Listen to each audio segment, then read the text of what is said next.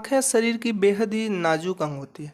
इसके साथ ही जरा सी लापरवाही रोशनी भी जा सकती है, इसलिए आँखों की साफ सफाई का ध्यान रखना बेहद ही जरूरी है। हमें शरीर के सभी अंगों की साफ सफाई के साथ साथ ही आँखों की सफाई भी करना बहुत ही जरूरी है। जी हाँ, आँखों की साफ सफाई की अनदेखी के कारण ही लोग ट्रेकोमा जैसी गंभीर बीमारी से पीड़ित हो रहे हैं। आज अचानक ट्रेकोमा के चर्चा करने के पीछे का कारण ये है कि हाल ही में वेनिन और माली ने अपने यहाँ ट्रेकोमा को पूरी तरह से खत्म करने में सफलता पाई है।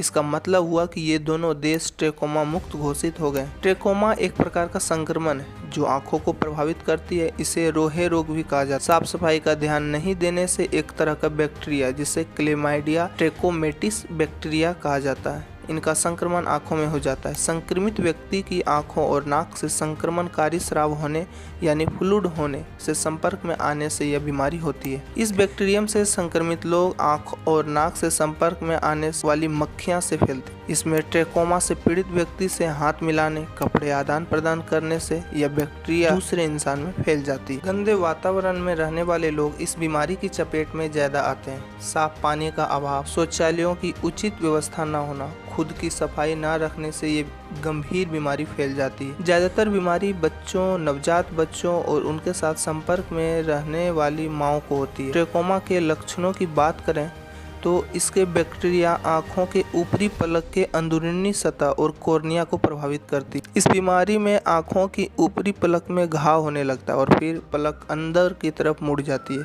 जिससे भयंकर दर्द होता है और इस पलक को रगड़ने से कॉर्निया को नुकसान होता है। विश्व स्वास्थ्य संगठन यानी कि WHO के आंकड़े के मुताबिक दुनिया भर में करीब 14 करोड़ लोग ट्रेकोमा से पीड़ित हैं और उनमें अंधेपन की संभावना बनी हुई है।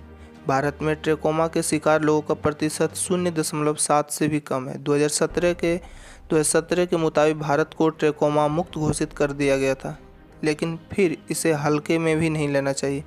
इस गंभीर बीमारी को ख़त्म करने के लिए WHO ने सेफ नाम से एक मुहिम शुरू किया है, जिसका मतलब है S यानी सर्जिकल देखभाल, A यानी एंटीबायोटिक्स का प्रयोग, F यानी फेस यानी चेहरे की साफ सफाई, E यानी इन्वायरमेंट, क्लीन इन्वायरमेंट यानी साफ सुथरा वातावरण। सर्जरी की प्रक्रिया का इस्तेमाल पलक की वृत्त को ठीक करने के लिए किया जाता है और वृद्ध लोगों में खराब हुई पलकों को पलटाया जाता है।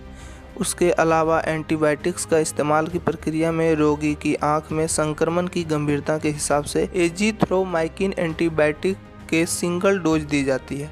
इससे कम 3 साल तक दिया जाता है। जिस मरीज को यह बीमारी होती है उसे आसपास के लोगों को भी यह एंटीबायोटिक की डोज दी जाती है। तो इस एपिसोड को फिलहाल इतना ही रखते हैं। तो ऐसा ही इन्फॉर्मेटिव वीडियोज़ के लिए हमारे चैनल को लाइक, शेयर एंड सब्सक्राइब कर सकते हैं।